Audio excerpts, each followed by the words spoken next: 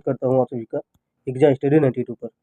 दोस्तों, इस चैनल के माध्यम से बिहार शिक्षक भर्ती 4.0 के लिए प्रैक्टिस सेट सीरीज चलाई जा रही है, जिसमें 100 प्रैक्टिस सेट करवाने हैं आप सभी को। दोस्तों, एनसीईआरटी और एससीईआरटी बेस पर है। आप सभी का सब्जेक्ट अगर हिंदी है तो हिंदी के 80 प्रश्न जो आप सभी के सब्जेक्टिव आते हैं वह इस चैनल के माध्यम से और प्रैक्टिस सेट के माध्यम से कंप्लीट कर सकते हैं, क्योंकि आप सभी का चाहे मध्य विद्यालय हो, चाहे माध्यमिक विद्यालय हो, चाहे उच्च माध्यमिक विद्यालय हो, मतलब 6 to 8 हो, चाहे 9 to 10 हो और 11 to 12 हो, सभी के प्रैक्टिस सेट आप सभी को करवाए जाएंगे। 100 से 120 प्रैक्टिस सेट हो सकते हैं, लेकिन 100 से कम प्रैक्टिस सेट नहीं होंगे। जब तक आप सभी की जब तक आप सभी का एग्ज़ाम होगा, परीक्षा होगी, तब तक आप सभी के 120 से ज़्यादा प्रैक्टिस सेट करवा दिए जाएंगे। चाहे दिन में 2-2 करवाने पड़े, लेकिन 120 100 से ज़्यादा करवा दिए जाएंगे। 100 से ज़्यादा हो जाए तो बोनस है, 100 से कम नहीं होंगे। आज हम लोग 9 to 10 का दूसरा प्रैक्टिस सेट कर रहे हैं। पहला प्रैक्टिस सेट हम लोग ऑलरेडी कंप्लीट कर चुके हैं, दूसरा कर रहे हैं, और 6 to 8 के हम लोग 11 प्रैक्टिस सेट कर चुके हैं। कितने? 11 प्रैक्टिस सेट कर चुके हैं। अब नेक्स्ट प्रैक्टिस सेट 12वां होगा।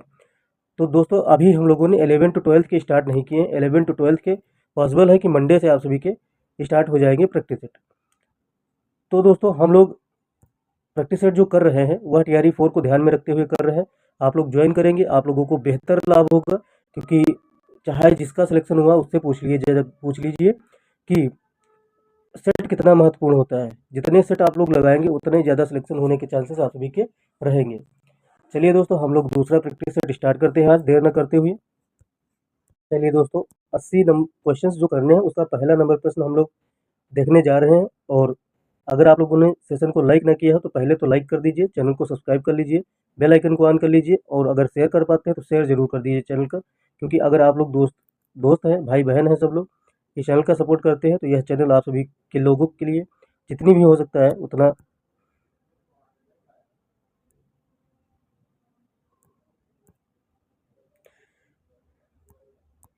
चलिए दोस्तों, हम लोग 80 क्वेश्चन जो कर रहे हैं उसका पहला प्रश्न हम लोग देख लेते हैं। आगे बढ़ने से पहले, डिस्कशन करने से पहले निवेदन है कि चैनल को सब्सक्राइब कर लीजिए, बेल आइकन को ऑन कर लीजिए, और दोस्तों ग्रुप में शेयर कर दीजिए, जिससे क्या है थोड़ा बहुत मुझे मोटिवेशन मिलता रहता है, तो आप सभी लोगों के लिए काम करता रहता हूँ।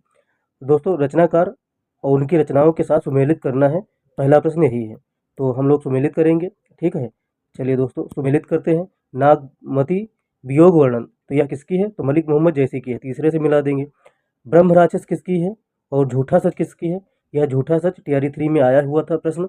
झूठा सच से संबंधित टीआरई 3 में प्रश्न आ चुका है, तो आप लोग उठाएंगे तो इस प्रैक्टिस सेट से आप सभी को मैक्सिमम क्वेश्चन मिल जाएंगे। झूठा सच यशपाल का है, और ब्रह्म राक्षस किसका है? तो ब्रह्म राक्षस किसका है आप सभी लोग कमेंट बॉक्स में बताएंगे। ब्रह्म राक्षस मुक्तिबोध का है। किसका है? मुक्तिबोध का। तो मुक्तिबोध नीचे है ऑप्शन, अभी उसको दिखा देंगे, लेकिन लिख लीजिए मुक्तिबोध का है। और कौन सा बचा है? जो ब्रह्म राक्षस मुक्तिबोध का है। नागवती वियोग वर्णन किसका है? मलिक मोहम्मद जैसी का है। झूठा सच यशपाल का है। अगला देख लेते हैं ऑप्शन कौन सा है दोस्तों। असाध वीणा, तो असाध वीणा किसकी है? असाध वीणा अज्ञेय जी की है। किसकी है? अज्ञेय जी की है। असाध वीणा किसकी है? अज्ञेय जी की। याद रखना, अगर भूल गए तो आप सभी लोग समझ लीजिए कि नुकसान हो जाएगा, दूसरा नंबर सही हो जाएगा ऑप्शन आप सभी का, ठीक है। चलिए दोस्तों, हम लोग दूसरा प्रश्न देख रहे हैं प्रैक्टिस सेट 2 का। वाणी प्लस औचित्य का सही संधि शब्द कौन सा होगा? तो वाणी प्लस औचित्य का सही संधि कौन सा होगा? संधि विच्छेद तो दिया हुआ है, संधि कौन सा होगा? तो दूसरा नंबर प्रश्न है, वाणी और औचित्य का सही संधि विच्छेद कौन सा होगा? तो वाणिज्यित, वाणिज्यित और वाणिज्यित, और आप सभी का हो जाएगा कि वाणोचित। कौन सा हो जाएगा आप सभी लोग कमेंट बॉक्स में बताइए। दूसरे नंबर प्रश्न का उत्तर हो जाएगा वाणोचित। आप सभी का पहला वाला सही हो जाएगा, ठीक है। याद रखना, 3 नंबर प्रश्न का उत्तर बताना है आप सभी को। हिंदी के अतिरिक्त कौन सी भाषा देवनागरी लिपि में लिखी जाती है? तो हिंदी के अतिरिक्त कौन सी भाषा देवनागरी में लिखी जाती है? हिंदी, पंजाबी, बांग्ला कि नेपाली? तीसरे नंबर प्रश्न का उत्तर बताना है। तो नेपाली देवनागरी लिपि में लिखी जाती है। यह भी प्रश्न पूछा गया प्रश्न है, सोच लीजिए। यहीं से डायरेक्ट प्रश्न उठा लिए जाते हैं। आप सभी लोगों को सोचने की जरूरत नहीं, पूरा प्रैक्टिस रट डालिए, कर डालिए, क्योंकि 50 मिनट से ज़्यादा होता नहीं, और इतने क्वेश्चन ये 50 मिनट में कोई करवाता नहीं। 4 नंबर प्रश्न है, निम्नलिखित में से कौन सी बोली राजस्थानी हिंदी के अंतर्गत आती है? कौन सी बोली राजस्थानी हिंदी के अंतर्गत आती है? तो मगही आती है, कन्नौजी आती है, मेवाती आती है कि बघेली आती है? तो मेवाती आती है। क्या तीसरी हो जाएगी? मेवाती। चौथा नंबर प्रश्न का उत्तर क्या हो जाएगा? तीसरा हो जाएगा, ठीक है, मेवाती आती है। अच्छा दोस्तों, राजस्थानी हिंदी के अंतर्गत और भी बोलियाँ आती हैं, जैसे आप सभी की मारवाड़ी हो गई, जयपुरी हो गई, ये सब क्या आती है, राजस्थानी हिंदी के अंतर्गत आती है। ठीक है, चलिए दोस्तों हम लोग अगला प्रश्न देख लेते हैं, 5वां नंबर। ज़्यादा टाइम ना गंवाते हुए, क्योंकि प्रश्न है, प्रश्न को प्रश्न की तरह से ले, एक्सप्लेन करेंगे ज़्यादा तो लंबा समय चला जाएगा। प्रश्न देखिए और एक्सप्लेन देखिए, क्योंकि पीवाईक्यू भी हम लोग चला रहे हैं, पीवाईक्यू भी घटना चक्र के कंटिन्यू चला रहे हैं, व्याकरण के साथ में साहित्य की क्लासेस भी चला रहे हैं, पीवाईक्यू घटना चक्र के ही। तो आप लोग उसको भी देखकर लाभ उठाइएगा। वो तो घटना चक्र के जो दोनों सब्जेक्ट चल रहे हैं, व्याकरण और साहित्य, वह तो आप सभी लोगों के रामबाण हो गए, कोई भी एग्जाम दे रहे हो। 5 नंबर प्रश्न है, निम्नलिखित में से कौन सा रस विभत्स का विरोधी है? तो कौन सा रस विभत्स का विरोधी है, यह बताना है आप सभी को। भयानक रस, वीर रस, श्रृंगार रस, करुण रस। तो विभत्स रस का विरोधी आप सभी को बताना है। तो 5 नंबर का आप सभी का 3 हो जाएगा, श्रृंगार रस। क्या हो जाएगा? श्रृंगार रस हो जाएगा। चलिए, विभत्स रस का स्थायी भाव क्या होता है? जुगुप्सा होता है। श्रृंगार रस का स्थायी भाव रति होता है, ये याद रखना आप लोग। ठीक है, चलिए 6 नंबर प्रश्न का उत्तर बताना है दोस्तों। छप्पय किस प्रकार का छंद है? सममात्रिक छंद है, विषम मात्रिक छंद है कि अर्ध सममात्रिक छंद है? 6 नंबर प्रश्न का उत्तर बताना है। छप्पय एक विषम मात्रिक छंद है। क्या है? विषम मात्रिक छंद है। ठीक है, याद रखना, भूल जाते हैं आप लोग तो नुकसान आप सभी का होगा। छप्पय विषम मात्रिक छंद है, ऐसे ही प्रश्न बनते हैं। और इसमें 6 चरण होते हैं। छप्पय में कितने होते हैं? 6। तो छप्पय छा आता है, छप्पय 6 चरण। ठीक, ये भी याद रखना। और छप्पय बनता किससे है, ये भी याद रखना। उल्लाला और दोहा से मिलकर बनता है। किससे मिलकर बनता है? तो उल्लाला और रोला से, सॉरी दोहा बोल दिया बाई मिस्टेक, गलती है, क्षमा कर देना। रोला और उल्लाला से मिलकर बनता है। ठीक है, कौन बनता है? छप्पय, सॉरी उल्लाला से मिलकर बनता है। ठीक है, तो छप्पय बनता है, 6 चरण होते हैं। कितने होते हैं? 6 चरण होते हैं। उल्लाला रोला से मिलकर बनता है। और अंतिम 2 जो चरण होते हैं वह उल्लाला के होते हैं, और प्रथम 4 चरण जो होते हैं वह रोला के होते हैं। तो प्रथम 4 चरण कितने होते हैं? रोला के होते हैं, और अंतिम 2 चरण होते हैं उल्लाला के होते हैं। ये भी याद रखना। ठीक, तो 6 नंबर प्रश्न का उत्तर हो जाएगा आप सभी का दूसरा। चलिए, 7 नंबर प्रश्न का उत्तर बताना है। प्रश्न में प्रयुक्त रस के लिए सही विकल्प बताना है। तो यह पंक्तियाँ दी गई हैं, इसमें रस बताना है। हे खग मृग है मधुकर श्रेणी, तुम देखी सीता मृग नैनी। तो इसमें कौन सा हो जाएगा? चलिए अगला प्रश्न देख लेते हैं। यह ऑप्शन आप सभी के हो जाएंगे। ठीक, तो 7 नंबर प्रश्न का उत्तर बताना है। तो इसमें हो जाएगा वियोग श्रृंगार रस। क्या हो जाएगा? वियोग श्रृंगार रस। ठीक, चलिए एक सेकेंड। 8 नंबर प्रश्न का उत्तर बताना है दोस्तों। निम्न शब्द के लिए उपयुक्त समास का चयन कीजिए। तो समास का चयन करना है आप सभी को। एक सेकंड, थोड़ा और सही कर लेते हैं। हाँ, स्क्रीन पर आ जाए प्रश्न, इसलिए थोड़ा सही करते रहते हैं। 8 नंबर प्रश्न का उत्तर बताना, निम्न शब्द के लिए उपयुक्त समास का चयन करना है। सुख दुख, तो सुख दुख एक दूसरे से अपोजिट है, तो द्वंद्व समास होगा। क्या होगा? द्वंद्व। जैसे ही अपोजिट आप लोग देखिए, द्वंद्व समास लगा दीजिए, आगे बढ़िए। ठीक, और एक कल शायद मैंने एक बता दिया था, कृत, चलिए अब फिर अगला बताते हैं, अभी थोड़ी देर में बताते हैं उसको। 9 नंबर प्रश्न का उत्तर बताना, निम्न संधि विच्छेद की संधि के लिए सही विकल्प चुनिए। सु प्लस उक्त क्या हो जाएगा? सही संधि बताना है, सु प्लस उक्त का क्या हो जाएगा? तो क्या हो जाएगा? सूक्ति। तो ये तीसरा सही हो जाएगा आपका सूक्ति। ठीक है, चलिए अगला प्रश्न देख लेते हैं। 10 नंबर प्रश्न का उत्तर बताना है। अच्छा, सूक्त में आप लोग बताइए कौन सी संधि है, कमेंट बॉक्स में बताना। ठीक है, एक second, sorry sorry sorry sorry. सूक्त में कौन सी संधि है, आप सभी लोगों को बताना है। सूक्त में कौन सी संधि है? तो दीर्घ संधि है। ठीक है, दीर्घ संधि, यह याद रखना क्योंकि इनमें कन्फ्यूजन होता है। 10 नंबर प्रश्न का उत्तर बताना है आप सभी को। निम्न शब्द में प्रयुक्त सही उपसर्ग का चयन कीजिए। उत्कर्ण, उत्कर्ण, तो जैसे कर्ण होता है आप सभी का, साथ में उत लग गया है। क्या लग गया है? उत। ता के नीचे हलंत लगेगा, प्लस उत प्लस कर्ण, उत्कर्ण हो जाएगा। ठीक, तो यहाँ पर हलंत वाला ता मिल जाए, वही आंसर हो जाएगा। 1 नंबर सही हो जाएगा आप सभी का। 10 नंबर का 1 सही हो जाएगा। जैसे आप सभी का लिखा जाए उत्तम, तो उत्तम में कौन सा उपसर्ग होगा, आप लोग कमेंट बॉक्स में बताना। ठीक है, सब चीज़ें अगर बता देंगे तो क्वेश्चन धीरे चलेंगे। तत्सम शब्द वाला विकल्प बताना है आप सभी को। कान, कन्हैया, किशन, कृष्ण, क्या हो जाएगा? इसमें बताना है आप सभी को तत्सम शब्द, तो कृष्ण हो जाएगा तत्सम शब्द। ठीक, 11 नंबर का हो जाएगा चौथा सही। अग्नि हो गया, नृप हो गया, ये सब क्या हो जाते हैं? तत्सम शब्द। चलिए 12 नंबर प्रश्न का उत्तर बताना है। हिंदी की आदि जननी क्या है? तो हिंदी की आदि जननी पाली है, संस्कृत है, अपभ्रंश है, प्राकृत है। तो हिंदी की आदि जननी पूछ रहा है, तो संस्कृत है। हिंदी की आदि जननी क्या, कौन सी भाषा है? संस्कृत है। ठीक है, इतना याद रखना। हिंदी का विकास जो है प्राचीन आर्य भाषा संस्कृत से माना जाता है, ये भी याद रखना। ये याद रखने वाली चीज़ें हैं। और जैसे आप सभी की है पाली प्राकृत अपभ्रंश अवहट, पाली प्राकृत अपभ्रंश अवहट, ठीक है। और फिर जाता है पुरानी हिंदी पे। चलिए 13 नंबर प्रश्न का उत्तर बताना है। मिठास शब्द में किस प्रत्यय का प्रयोग हुआ है? तो मिठास शब्द में किस प्रत्यय का प्रयोग होता है? तो 8 नंबर प्रश्न का उत्तर बताना है। जिस समास का पूर्व पद पहला पद प्रधान हो उसे कौन सा समास कहते हैं? तो उसे अभिभाव समास कहते हैं। क्या कहते हैं? अभिभाव समास कहते हैं। तीसरा वाला सही हो जाएगा, ठीक है। चलिए अगला प्रश्न देख लेते हैं। यह थोड़ा प्रश्न आप सभी को धुंधला लग रहा होगा, 15 नंबर प्रश्न, लेकिन बोल देते हैं, आप लोग सुन लिए।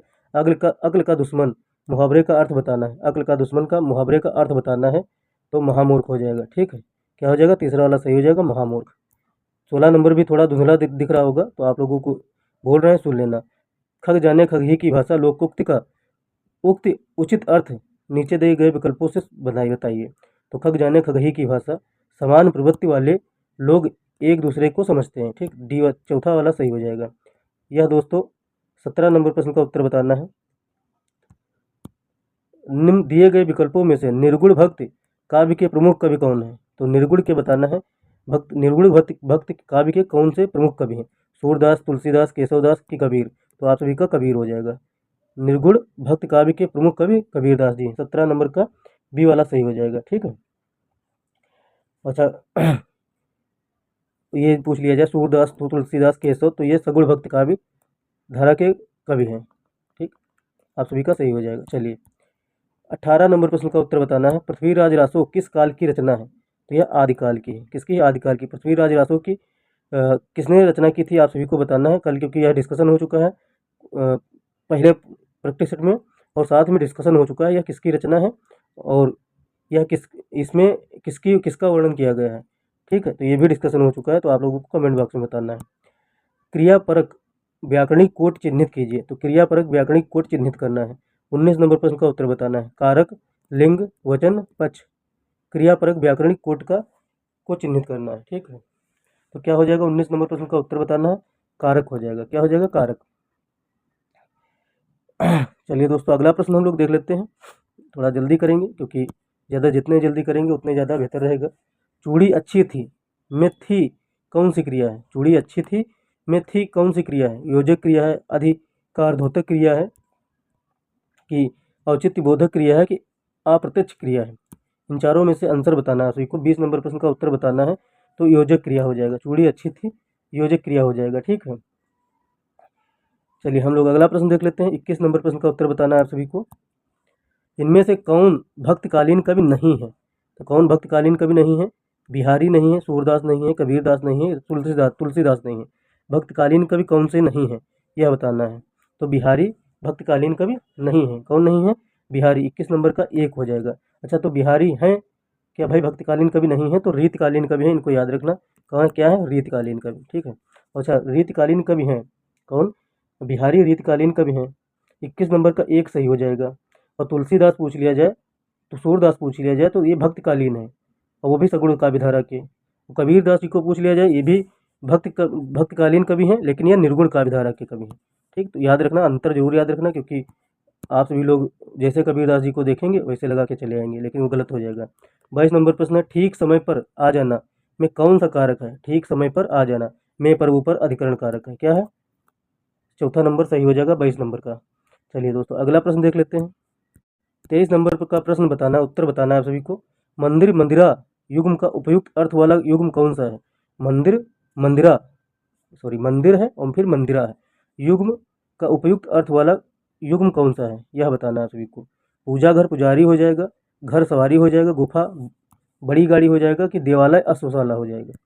तो मंदिर और मंदिरा दोनों का बताना है, ठीक। तो 22 नंबर प्रश्न का उत्तर बताना है, सॉरी 23 नंबर प्रश्न का उत्तर बताना है। तो आप सभी का हो जाएगा चौथा, देवालय हो जाएगा मंदिर का, और मंदिरा का हो जाएगा अश्वशाला। ये भी याद रखना, इंपॉर्टेंट है, बहुत इंपॉर्टेंट, बार बार पूछे गए प्रश्न है। और जिस बुक से करवा रहे हैं यह बुक तो बिल्कुल है रामबाण है, क्योंकि मैंने देखा है कि डायरेक्ट प्रश्न यहीं से बन जाते हैं। निम्नलिखित में से मिश्र वाक्य बताना है आप सभी को।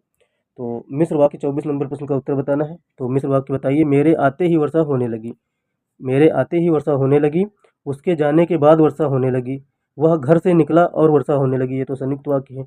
ज्यों ही वह घर से निकला वर्षा होने लगी। चौथा 24 नंबर प्रश्न का उत्तर बताना है। 24 नंबर का प्रश्न बताना, ज्यों ही वह घर से निकला वर्षा होने लगी। यह क्या है? मिश्रित वाक्य है। तो इसमें चौथा हो जाएगा ऑप्शन सही। 24 नंबर का चौथा ऑप्शन सही हो जाएगा। ठीक है। जैसे आप सभी को पहचानना है मिश्रित वाक्य कैसे है। तो एक प्रधान उपवाक्य होगा और एक प्रधान उपवाक्य होगा और एक आश्रित उपवाक्य होगा। ये भी याद रखना, यही पहचान है। जैसे जहाँ, वहाँ, अगर, तो, आदि और की आ जाए आप सभी का, की ज़्यादा पूछा जाता है। तो यह शब्द अगर आप सभी को देखने को मिले तो ये आप सभी क्या हो जाएंगे? मिश्र वाक्य हो जाएंगे। फिर से रिपीट किए दे रहे हैं। जैसे जब कभी भी आ जाए, जब कभी, की, जहाँ, वहाँ, अगर और ज्यों, ये सब आ जाए शब्द तो आप सभी का मिश्रित वाक्य हो जाता है। तो चौथा वाला सही हो जाएगा ऑप्शन। चलिए 25 नंबर प्रश्न का उत्तर देख लेते हैं। रिक्त स्थान हेतु दिए गए विकल्पों में से उचित विकल्प चुनिए। रामू की केवल इसलिए हुई क्योंकि राजीव उसकी अधिक बुद्धिमान है। तो यह बताना है। राजीव की उपेक्षा इसलिए हुई, तो यहाँ पर उपेक्षा होनी चाहिए।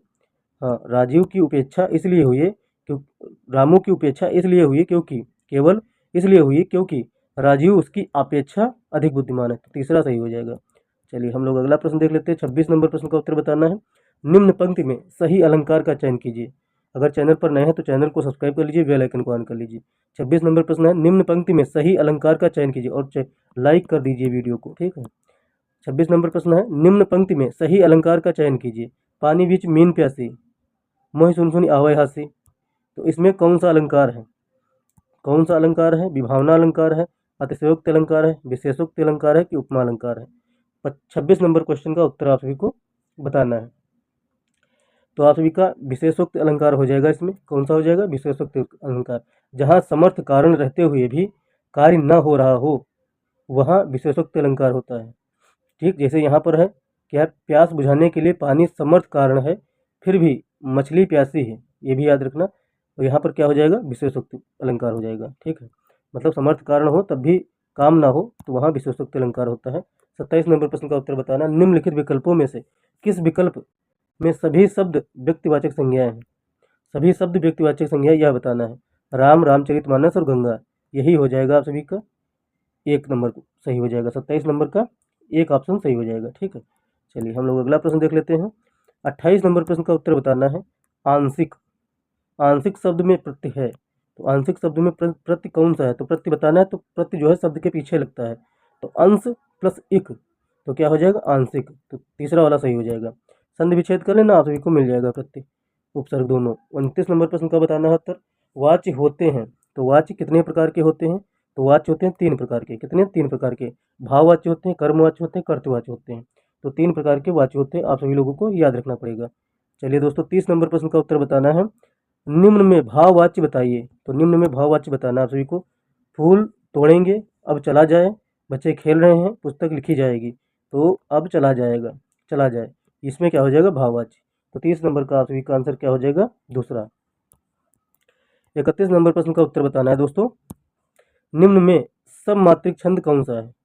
31 नंबर प्रश्न का उत्तर बताना है। निम्न में सममात्रिक छंद कौन सा है? तो चौपाई आप सभी का सममात्रिक छंद हो जाएगा।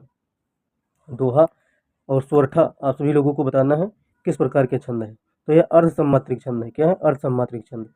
यह और तीसरा हो जाए चौपाई जो है आप सभी का सममात्रिक छंद है। ठीक है, और याद रखना क्योंकि यह बार बार पूछे गए प्रश्न और इसीलिए इसमें दिए गए हैं।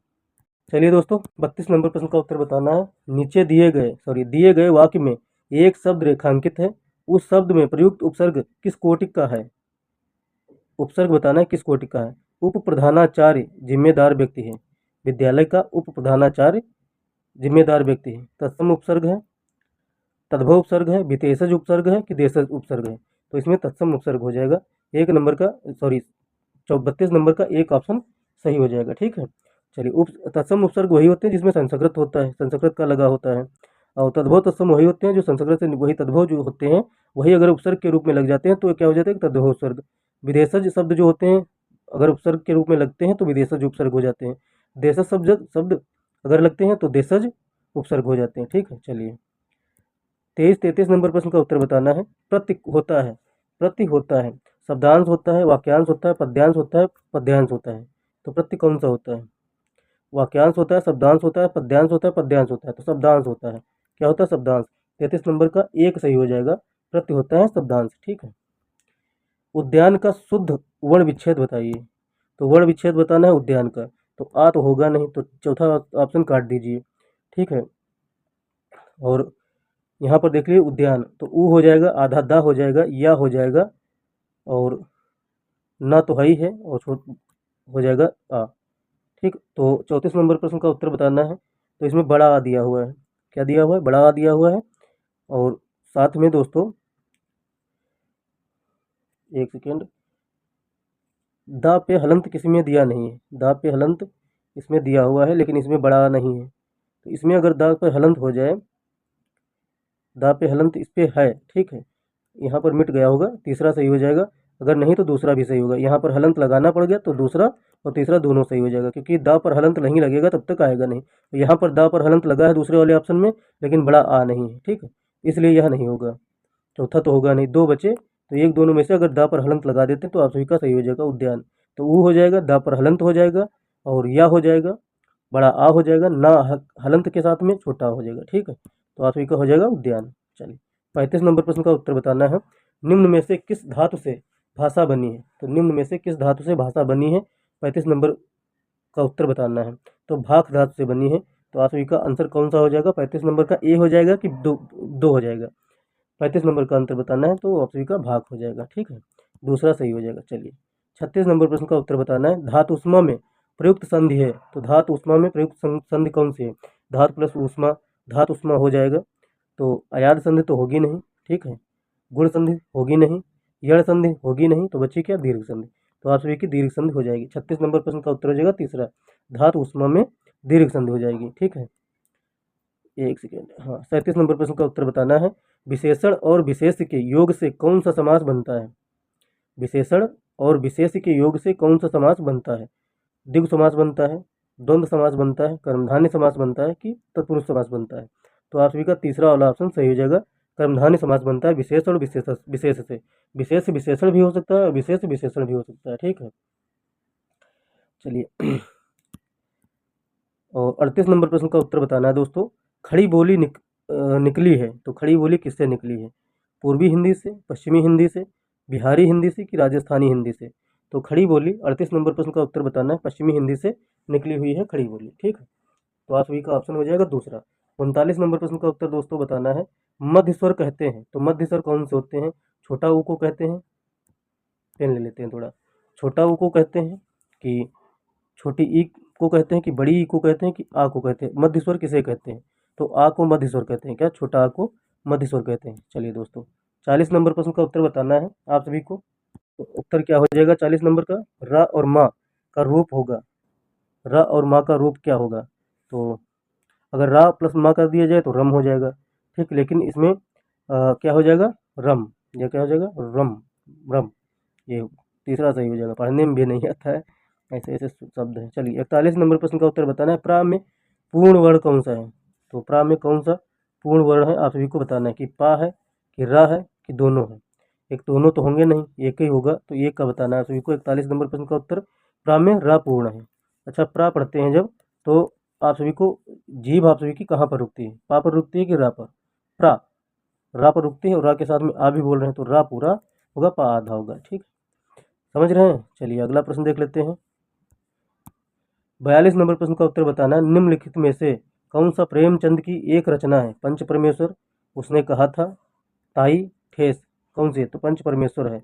अच्छा, उसने कहा था किसकी है? चंद्रधर शर्मा गुलेरी जी की है। किसकी है? चंद्रधर शर्मा गुलेरी जी की है। इस पर मूवी भी बन चुकी है। पंच परमेश्वर प्रेमचंद जी की रचना है। चलिए, अगला प्रश्न देख लेते हैं। 43 नंबर प्रश्न का उत्तर बताना है दोस्तों। हिंदी कथा साहित्य में सर्वाधिक प्रसिद्ध कहानीकार कौन है? तो हिंदी कथा साहित्य में सर्वाधिक प्रसिद्ध कहानीकार कौन है?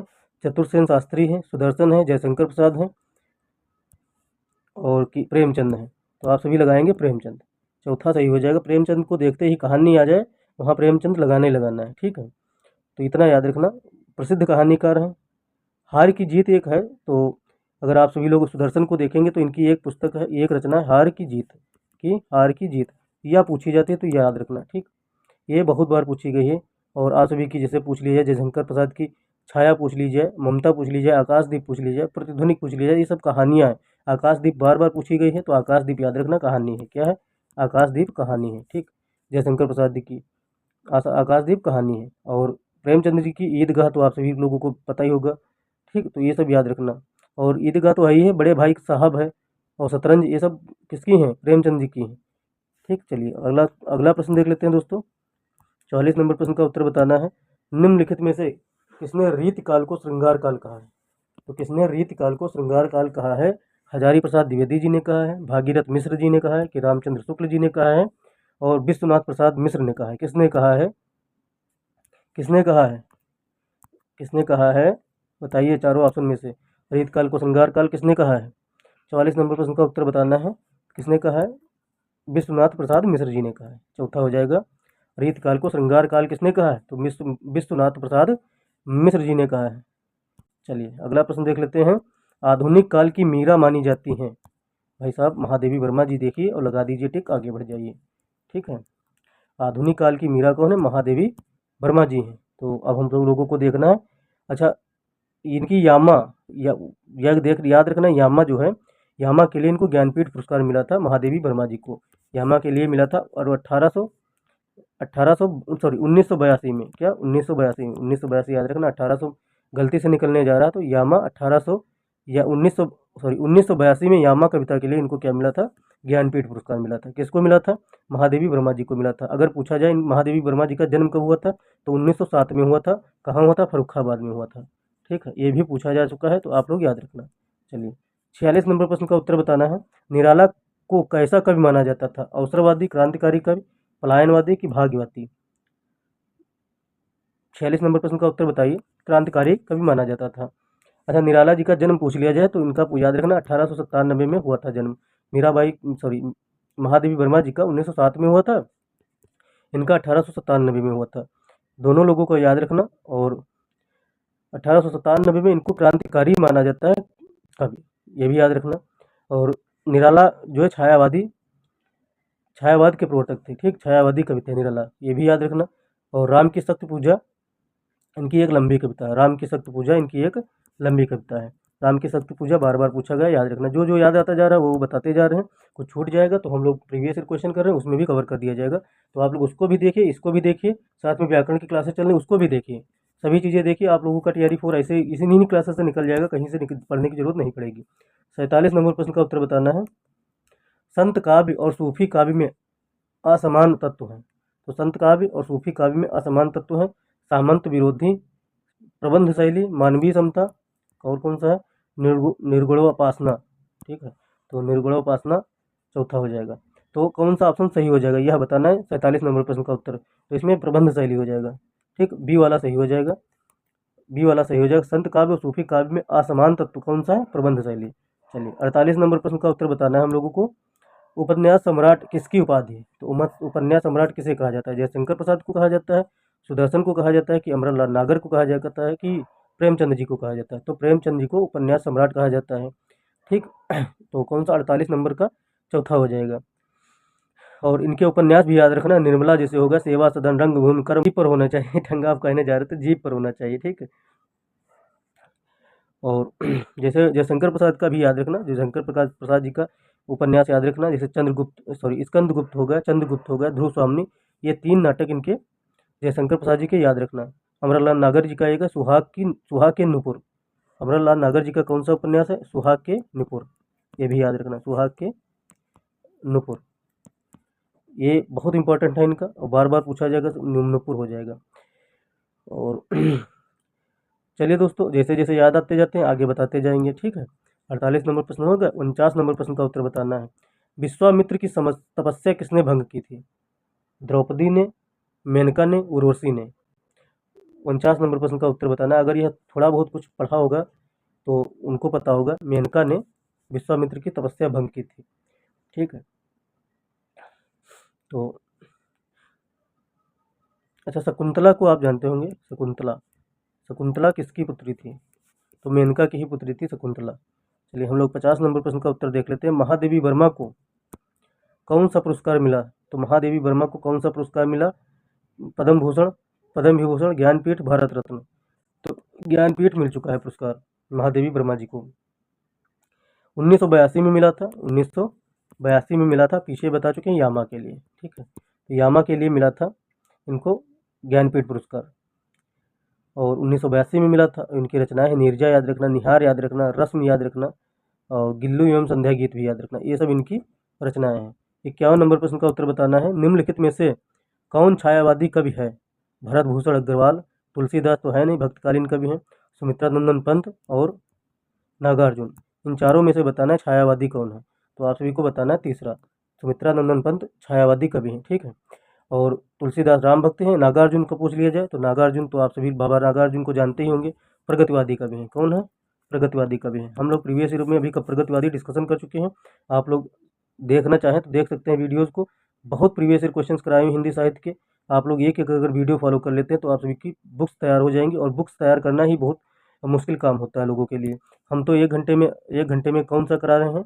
80 प्रश्न करा रहे हैं। ठीक है। और 80 प्रश्न करवा रहे हैं और लोग तो 50 मिनट में 20 क्वेश्चन 30 क्वेश्चन करवा पाते हैं। तो वैसे पढ़ने से मतलब नहीं कि 50-60 मिनट आप गंवा दें, 20-30 क्वेश्चन तैयार हो, वो भी हिंदी के कम से कम 1 घंटे में 100 के क्वेश्चन के आसपास तो जरूर तैयार होने चाहिए। तभी आप लोग पढ़ने में माने जाएंगे, नहीं तो 20 क्वेश्चन तो कोई भी बच्चा भी पढ़ लेगा। 52 नंबर प्रश्न का उत्तर बताना है। निराला द्वारा रचित ललित गीतों का संग्रह कौन सा है? तो ललित गीतों का संग्रह कौन सा है निराला द्वारा रचित? गीत कुंज है, गीतावली है, कि गीतिका है, कि अरिमा है? 52 नंबर प्रश्न का उत्तर बताना है आप सभी को। और आशा करते हैं आप लोग आंसर कर चुके होंगे। तो आप सभी का गीतिका हो जाएगा। ललित गीतों का संग्रह कौन सा है? गीतिका। 52 नंबर का हो जाएगा, तीसरा सही हो जाएगा। ठीक है। चलिए दोस्तों अगला प्रश्न देख लेते हैं। महाप्राण कहा जाता है निराला जी को, याद रखना, हल्के मत लेना। निम्नलिखित में से कौन कौन्तेय नहीं है? तो कौन कौन्तेय नहीं? युधिष्ठिर नहीं, अर्जुन नहीं है, भीम नहीं है, नकुल नहीं है। कौन कौन्तेय नहीं है? 53 नंबर प्रश्न का उत्तर बताना है। नकुल जो है कौन्तेय नहीं है। अच्छा, कौन्तेय कहा किसके जाता था? जो कुंती के पुत्र थे, युधिष्ठिर, अर्जुन, भीम, ये कौन्तेय कहते थे। युधिष्ठिर, अर्जुन, भीम, ये 3 लोगों को कौन्तेय कहा जाता था। और अच्छा, राजा पांडु जो थे उनके 2 पत्नियां थीं, कुंती और माद्री। कौन कौन थी? कुंती और माद्री थी। 2 पुत्रियां थी राजा पांडु के, कुंती और माद्री, सॉरी, कुंती और माद्री। तो कुंती के थे 3 पुत्र, युधिष्ठिर, अर्जुन, भीम, जिन्हें कौन्तेय कहा जाता था। माद्री के पुत्र थे नकुल और सहदेव। कौन थे? नकुल और सहदेव थे। ये 5 लोग थे जिनको पांडव 5 पांडव कहा जाता था। लेकिन कौन्तेय 3 लोगों को कहा जाता था, युधिष्ठिर, अर्जुन और भीम को। बहुत लोग जानते नहीं होंगे, आज पता चला होगा। आशा करते हैं बहुत लोगों को नहीं पता होगा ये चीज़ें। 54 नंबर प्रश्न का उत्तर बताना है। लेखन में वाग्वैदग्ध का आशय है भाषा की प्रभावोत्पादकता, पत्रों का चरित्र चित्रण, रचना की विषय वस्तु पर विशेष आकर्षण और अभिव्यक्ति की प्रभाव उत्पादकता, यह बताना है। तो 54 नंबर प्रश्न का उत्तर बताना है दोस्तों। चौथा सही हो जाएगा, अभिव्यक्ति की प्रभाव उत्पादकता, यह हो जाएगा आप सभी का वाग्वैदग्ध का आशय। चलिए, ये प्रश्न पूछे जाते हैं, प्रश्न ऐसे नहीं बनाए गए हैं। महावीर प्रसाद द्विवेदी सरस्वती के संपादक कब बने? यह बताना है। तो 1903 में बने। कब बने? 1903 में बने। ठीक, ये याद रखना। महावीर प्रसाद द्विवेदी सरस्वती के संपादक 1903 में बने। और इन्होंने 17 वर्षों तक अपना कुशलतापूर्वक कार्य किया है। सोच ले सकते हैं, मतलब 17 साल। रीतिकाल में काव्य रचना का मुख्य प्रयोजन है। 56 नंबर प्रश्न का उत्तर बताना। रीतिकाल में काव्य रचना का मुख्य प्रयोजन क्या है? पांडित्य और ज्ञान का प्रदर्शन करना, लोक मंगल की साधना करना, जनता का मनोरंजन करना, और चौथा ऑप्शन क्या है? काव्य को कला के रूप में प्रतिष्ठित करना। तो कौन सा हो जाएगा? 1 सेकेंड, कौन सा हो जाएगा ऑप्शन? तो 56 नंबर प्रश्न का उत्तर बताना है। तो आप सभी को हो जाएगा काव्य को कला के रूप में प्रतिष्ठित करना। तो आप सभी का आंसर हो जाएगा चौथा। चलिए अगला प्रश्न देख लेते हैं दोस्तों। 57 नंबर प्रश्न है, भूषण का वास्तविक नाम क्या है? तो भूषण का वास्तविक नाम क्या है? घनश्याम, राम बिहारी, रास बिहारी, कि कृष्णदास? 57 नंबर प्रश्न का उत्तर बताना है। घनश्याम नाम है इनका। भूषण का वास्तविक नाम घनश्याम है। क्या नाम है? घनश्याम। ठीक है। चलिए अगला प्रश्न देख लेते हैं दोस्तों।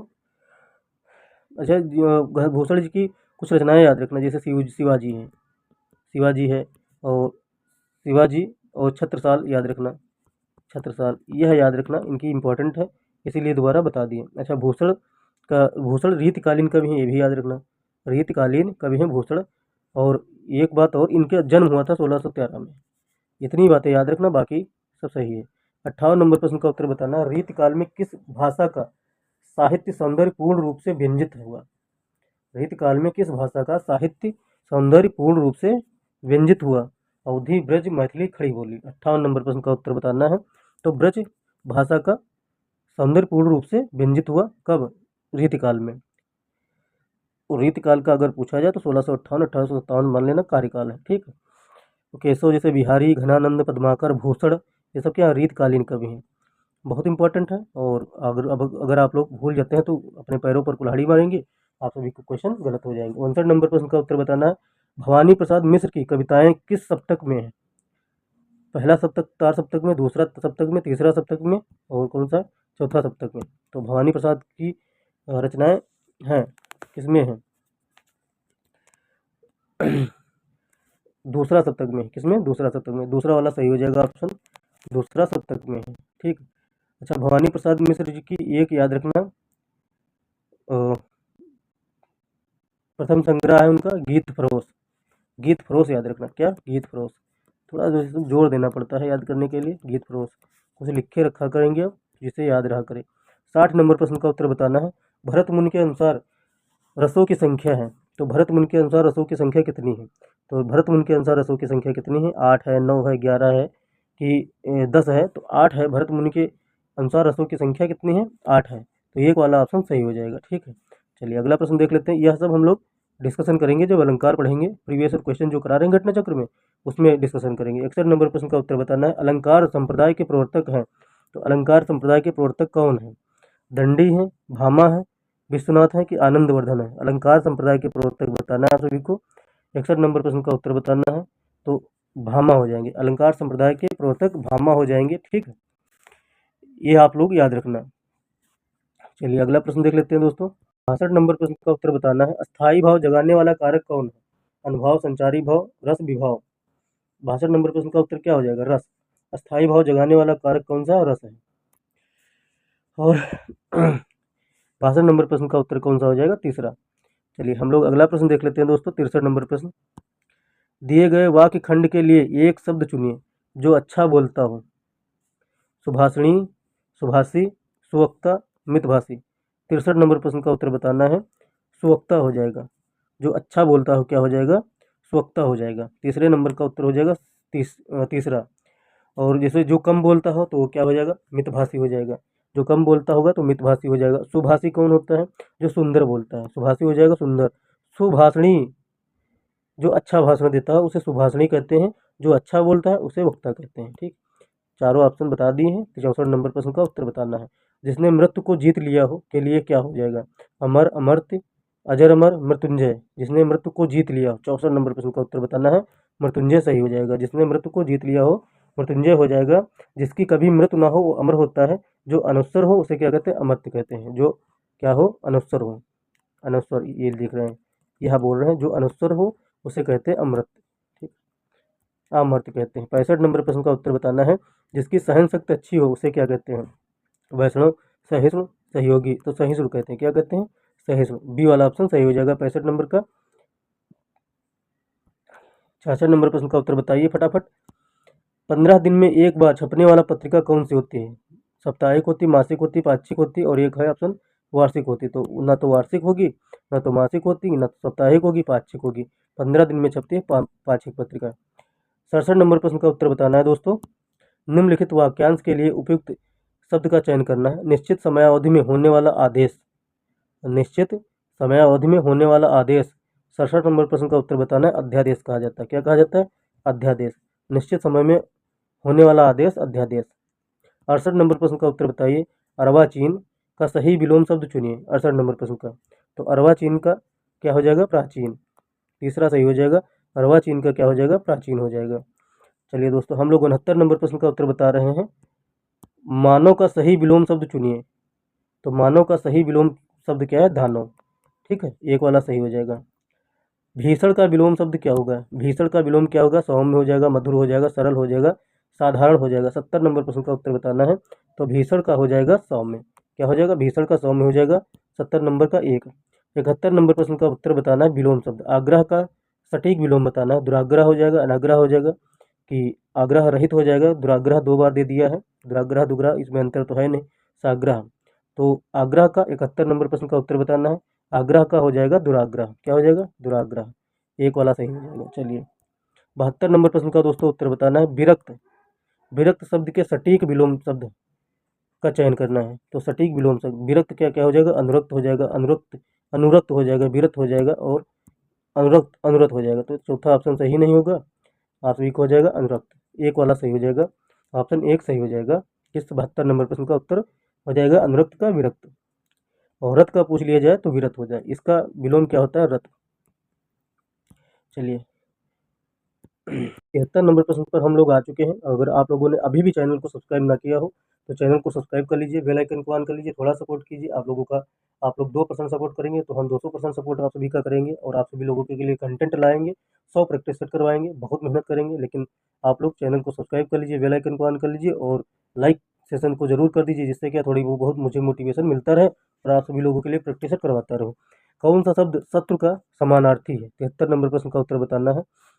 शत्रु का समानार्थी अरात है। क्या है? आरात है। कहाँ? ये हो जाएगा, दूसरा ऑप्शन सही हो जाएगा। ठीक है 73 नंबर प्रश्न का दूसरा ऑप्शन सही हो जाएगा, आरात के शत्रु शब्द का समानार्थी। चलिए 74 नंबर प्रश्न का उत्तर बताना है। दारा शब्द का समानार्थी शब्द क्या है? तो दारा शब्द का समानार्थी शब्द क्या है बताना है। दाख है, दवा है, पत्नी है, आकाश है। तो दारा शब्द का क्या हो जाएगा? पत्नी हो जाएगा समानार्थी। 74 नंबर का तीसरा सही हो जाएगा। और और दारा को दासी भी कहते हैं, ये भी याद रखना। ठीक, चलिए इंद्रापति 75 नंबर प्रश्न का उत्तर बताइए। इंद्रापत किसे कहते हैं? ब्रह्मा को कहते हैं, विष्णु को कहते हैं, वरुण को कहते हैं, कुबेर को कहते हैं। इंद्रापत 75 नंबर प्रश्न का उत्तर बताना है। तो विष्णु को कहते हैं इंद्रापत। इंद्रापत विष्णु को कहते हैं। धनद किसे कहते हैं? धनद कुबेर को कहते हैं। धनद याद आ जाए तो कुबेर को कहते हैं। और चतुरानन याद आ जाए तो किसे कहते हैं? ब्रह्मा को कहते हैं। चतुरानन किसे कहते हैं? ब्रह्मा को कहते हैं चतुरानन। वरुण किसका पर्यायवाची है? तो वरुण किसका है? जलदेव का। किसका? जलदेव या समुद्र कह सकते हैं। ठीक, चलिए 76 नंबर प्रश्न का उत्तर बताना है। किसके लिए प्रयुक्त होता है? सौमित्र किसके लिए प्रयुक्त होता है? भरत के लिए, लक्ष्मण के लिए, लव के लिए, कुशल के लिए। सौमित्र 76 नंबर प्रश्न का उत्तर बताना है। सौमित्र जो है लक्ष्मण के लिए प्रयुक्त होता है। किसके लिए? लक्ष्मण के लिए प्रयुक्त होता है। 77 नंबर प्रश्न का उत्तर बताना है। राम ने रावण को बाण से मारा। इस वाक्य में बाण किस प्रकार का हथियार है? अस्त्र है, शस्त्र है? दो ही में से बता दीजिए। अस्त्र शस्त्र दोनों है, तो बाण किस प्रकार का है? तो बाण जो है आप सभी का अस्त्र है। क्या है? अस्त्र है। अस्त्र, अस्त्र, अस्त्र जो है हाथ से फेंक कर चलाने जाने वाला जो होता है वो अस्त्र होता है। जो हाथ से फेंक कर चलाया जाता है उसे अस्त्र कहते हैं। 78 नंबर प्रश्न का उत्तर बताना है। राहुल शंकरत्यायन ने हिंदी का प्रथम कवि किसे माना है? तो राहुल शंकरत्यायन ने हिंदी का प्रथम कवि किसे माना है? सरहपाद को माना है, पुन्नी को माना है, शालिभद्र सूरी को माना है, स्वयंभू को माना है। 78 नंबर प्रश्न का उत्तर बताना है। तो सरहपाद को, राहुल शंकरत्यायन ने सरहपाद को माना है। क्या माना है? प्रथम कवि। ठीक है। अच्छा, सरहपाद कौन थे? 84 सिद्धों में से एक थे, याद रखना। सरहपाद कौन थे? 84 सिद्धों में से एक थे। चलिए 79 नंबर प्रश्न का उत्तर बताना है दोस्तों। सेकंड लास्ट है। फिर वही चैनल को सब्सक्राइब कर लीजिए, बेल आइकन को ऑन कर लीजिए और शेयर कर दीजिए चैनल को, सेशन को लाइक कर दीजिए। अगर आप लोग यहाँ तक पहुँचे 79 नंबर प्रश्न तक तो आप लोग लाइक जरूर कर देंगे। निम्नलिखित में से कौन से, क्योंकि 79 नंबर पूरा प्रैक्टिस सेट देखने की किसी की हिम्मत नहीं, सिलेक्शन सब लेना चाहते हैं और पूरा प्रैक्टिस सेट देखने की हिम्मत नहीं। दोस्तों मैं जब बैठ जाता हूँ रिकॉर्ड करने के लिए, बीच में ब्रेक तक नहीं लेता, कंटिन्यू रिकॉर्ड करता हूँ जब तक 80 प्रश्न आप सभी के रिकॉर्ड नहीं हो जाते। लेकिन देखने वाले 1 मिनट 2 मिनट देखते, 3 मिनट देखते मैक्सिमम, उसके बाद देखते नहीं, उनको लगता है बोरिंग है। लेकिन पूरा प्रैक्टिस सेट 80 क्वेश्चन का 40-45 मिनट में करवाना किसी के दम की बात नहीं, जो 40-45 मिनट आपसे 80% करवा दे प्रैक्टिस सेट पूरे के पूरे नहीं करवा सकता। कारण ये है कि 20 मिनट, 1 घंटे में 20 क्वेश्चन आदत पड़ी हुई डिस्कशन करने की सबकी, तो 80 क्वेश्चन कहाँ से करवा देंगे। निम्नलिखित में से कौन सी रचना चिंतामणि की है? तो अलंकार प्रकाश से, सरसराज है कि कवि कुल कल्पतरु है कि काव्य निर्णय है? कौन सी? 79 नंबर प्रश्न का उत्तर बताना है सभी को। तो कवि कुल कल्पतरु है। ठीक है, तो यह है किसकी है? चिंतामणि की। 79 नंबर प्रश्न का उत्तर हो जाएगा सी, कवि कुल कल्पतरु रीतकालीन कवि चिंतामणि द्वारा लिखित है। ठीक, याद रखना, बिल्कुल भूलना नहीं, क्योंकि अच्छा काव्य प्रकाश पूछ लिया जाता है तो मम्मट की है। अब विश्वनाथ प्रसाद की पूछ लिया जाए तो प्रताप रुद्र यशोभूषण, यह विश्वनाथ की है। ठीक है, चलिए अगला प्रश्न देख लेते हैं दोस्तों। 80 नंबर लास्ट प्रश्न है। इंदु पत्रिका के संपादक का नाम बताना है। तो इंदु पत्रिका के संपादक का नाम बताना है। अंबिका प्रसाद गुप्त है कि जगदीश गुप्त है कि चंद्रधर शर्मा गुलेरी है, चंद्रधर शर्मा गुलेरी है कि काशी प्रसाद जायसवाल है? आप सभी को बताना है। 80 नंबर प्रश्न का उत्तर। तो इंदु पत्रिका के प्रकाशक कौन है? तो आप सभी का कौन सा हो जाएगा? अंबिका प्रसाद गुप्त हो जाएगा। इंदु पत्रिका के प्रकाशक कौन है? अंबिका प्रसाद गुप्त है। 1919 में 1909 में इन्होंने प्रकाशित किया था। कब? 1909 में। ठीक है। अच्छा, जगदीश गुप्त हैं। जगदीश गुप्त के द्वारा कौन सी प्रकाशित होती? तो नई कविता।